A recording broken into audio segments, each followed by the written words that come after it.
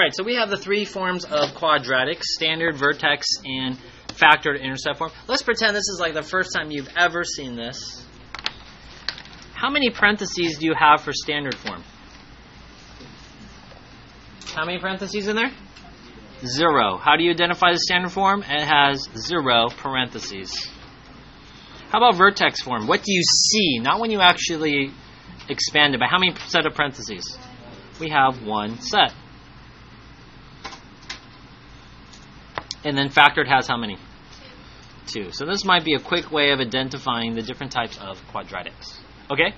Put your finger on the box that helps you find the Y-intercept the most fastest, most quickly.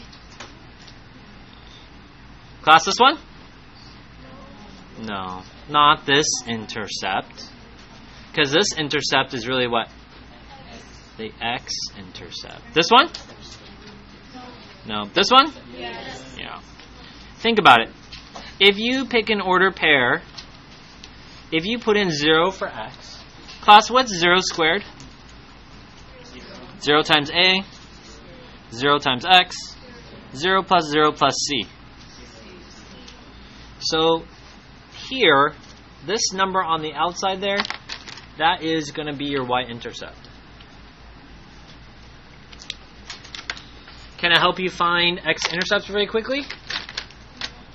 No, kind of painful. You would have to make y equal to 0 and then use one of your methods of solving for quadratics. How about the vertex? It's not super easy, but there's a formula. How does the beginning of the quadratic formula go? X equals Yeah? B plus or minus. Blah, blah, blah, blah, blah, all over 2a. So, to find an x value for the vertex, Yen, what is a vertex?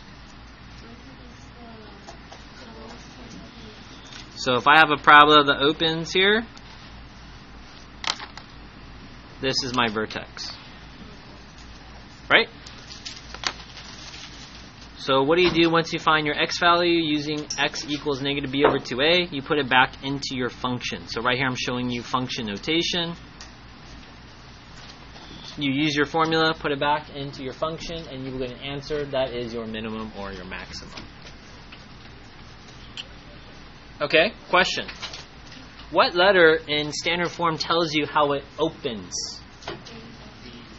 Your A value tells you where it opens. So if it's a positive number, then it does what? Positive number opens up. You're having a good day, you're smiling. But if you have a negative day, you're going to frown. Does that make sense? Okay. Vertex form. What can it tell us? It's too green. Can you help you find the Y-intercept really quickly? Yes or no? No. Can I help you find the X-intercept really quickly? No. Quick comment on the vertex and the Y-intercept. A lot of students get these two forms confused, so they actually think that this is the Y-intercept. That's not the case, because when you put in x equals 0 and solve, it does not equal the same as finding the Y-intercept. So don't get confused between the two. Can it help me find the vertex? Yes, it can. The vertex is what letters? H, comma, K. That is the vertex. And can it tell you if it opens up or down? What letter? The A value. The A value tells you whether it's going to open up or down. Okay, factored or intercept form. Can I help you find the Y-intercepts? Not too easily, right? X-intercepts. Yes.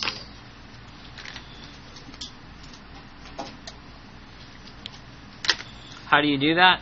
P, comma, 0, Q, comma, 0 are your order pairs for the X-intercepts. You take it right from the formula itself. Okay? How about the vertex? Can I help you find it? Not so easy. You would have to do this. P plus Q divided by 2. And then you would take that's your X value. And then you would take that and put it back into your function to find your Y value.